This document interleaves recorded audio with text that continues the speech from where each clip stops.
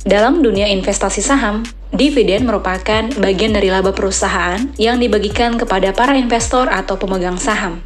Pembagian laba ini tidak lepas dari kewajiban perpajakan, yang dikenal sebagai pajak dividen. Pajak ini dikenakan pada dividen yang diterima oleh pemegang saham dan memiliki ketentuan khusus sesuai dengan peraturan perpajakan yang berlaku di Indonesia. Setiap pemegang saham bisa dikenakan tarif pajak yang berbeda-beda, tergantung pada regulasi yang telah ditetapkan dalam Undang-Undang Pajak Penghasilan. Nah Sobat Pans, untuk memahami lebih dalam mengenai pajak dividen dan cara penghitungannya, mari kita bahas secara lebih rinci. Pertama-tama, apa itu pajak dividen? Secara sederhana, dividen adalah bagian dari keuntungan atau pendapatan perusahaan yang dibagikan kepada pemegang saham.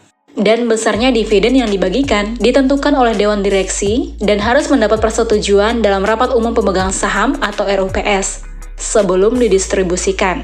Nah, karena dividen dianggap sebagai bentuk penghasilan bagi pemegang saham, maka secara hukum, dividen dikenakan pajak penghasilan atau PPh. Pajak dividen adalah potongan pajak yang dikenakan atas penghasilan yang diperoleh dari pembagian laba perusahaan. Well, jadi siapa yang wajib membayar dividen? Pajak dividen tidak hanya berlaku bagi investor yang memiliki saham di suatu perusahaan, tetapi juga bagi beberapa pihak lainnya, seperti pemegang saham yang menerima pembagian laba dari perusahaan, kemudian pemegang polis asuransi jika menerima pembagian keuntungan dari investasi yang dilakukan oleh perusahaan asuransi. Lalu kemudian anggota koperasi yang memperoleh keuntungan dari sistem bagi hasil di koperasi. Ketentuan mengenai pajak dividen ini telah diatur dalam Undang-Undang Nomor 36 Tahun 2008 yang merupakan perubahan keempat dari Undang-Undang Nomor 7 Tahun 1983 tentang pajak penghasilan atau UU PPh. Lalu kemudian ada jenis-jenis dividen dan ketentuan pajaknya. Meskipun dividen dikategorikan sebagai penghasilan yang umumnya dikenakan pajak, tapi tidak semua dividen menjadi objek pajak. Oleh karena itu, dividen dapat dibedakan menjadi dua jenis berdasarkan pengenaan pajaknya. Nah, berikut adalah penjelasannya. Yang pertama, dividen sebagai objek pajak. Pada umumnya, perusahaan yang membagikan keuntungan kepada pemegang saham dalam bentuk dividen diwajibkan untuk membayar pajak. Dengan kata lain, dividen yang diterima pemegang saham dari perusahaan ini termasuk dalam kategori objek pajak, sehingga dikenakan pajak penghasilan sesuai dengan peraturan yang berlaku. Dan yang kedua, dividen yang tidak termasuk objek pajak. Nah, di sisi lain ada juga dividen yang dikecualikan dari kewajiban pajak, sehingga pembagian keuntungannya tidak dikenakan potongan pajak.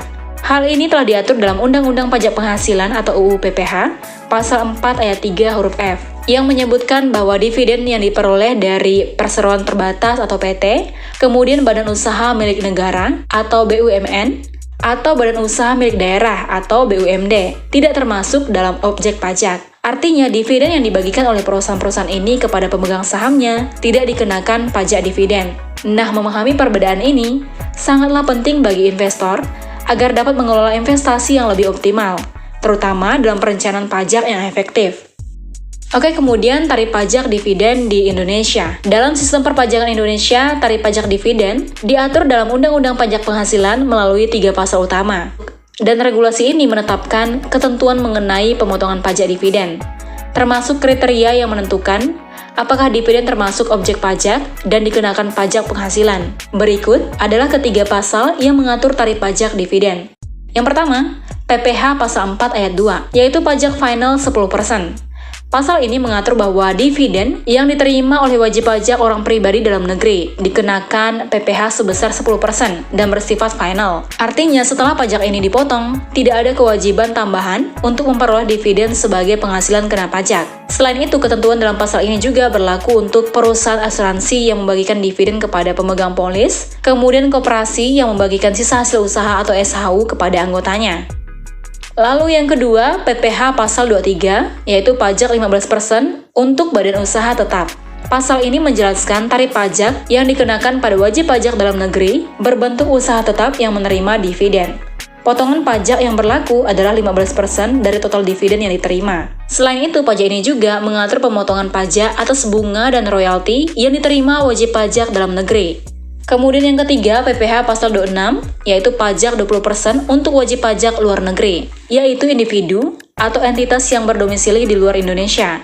Tarif pajak yang dikenakan adalah 20% dari jumlah bruto dividen yang dibayarkan kepada penerima di luar negeri. Pemungutan pajak ini dilakukan sebelum dividen dikirimkan ke luar negeri dan berlaku jika tidak ada perjanjian penghindaran pajak berganda antara Indonesia dan negara penerima dividen.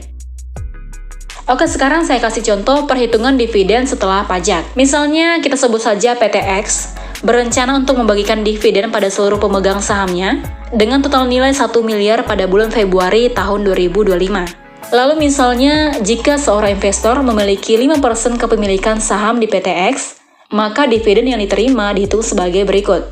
Di sini ada dividen kotor, yaitu 5% kali 1 miliar, sama dengan 50 juta. Kemudian pajak yang dipotong, yaitu 10% dikali 50 juta, sama dengan 5 juta rupiah.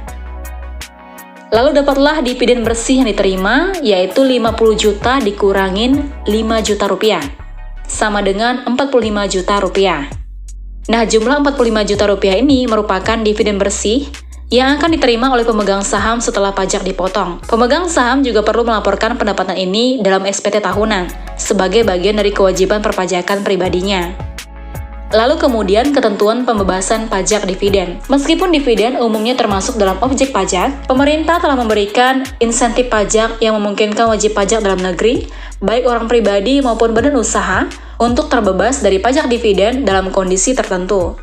Mari kita lihat landasan hukum insentif pajak dividen. Kebijakan mengenai pembebasan pajak dividen telah diatur dalam Undang-Undang Cipta Kerja, serta diperjelas dalam aturan turunannya, yaitu yang pertama, Peraturan Presiden Nomor 9 Tahun 2021 mengatur perlakuan perpajakan guna mendukung kemudahan berusaha di Indonesia.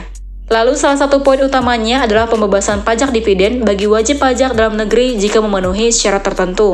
Kemudian Peraturan Menteri Keuangan Nomor 18 Tahun 2021 yang merupakan aturan pelaksanaan Undang-Undang Cipta Kerja di bidang pajak penghasilan, pajak pertambahan nilai, dan ketentuan umum perpajakan, dan juga menegaskan ketentuan pembebasan pajak dividen, termasuk syarat dan prosedur yang harus dipenuhi oleh wajib pajak. Dengan adanya insentif pajak dividen ini, investor dalam negeri memiliki peluang untuk menerima dividen tanpa dikenakan pajak, asalkan memenuhi persyaratan yang telah ditentukan oleh peraturan yang berlaku.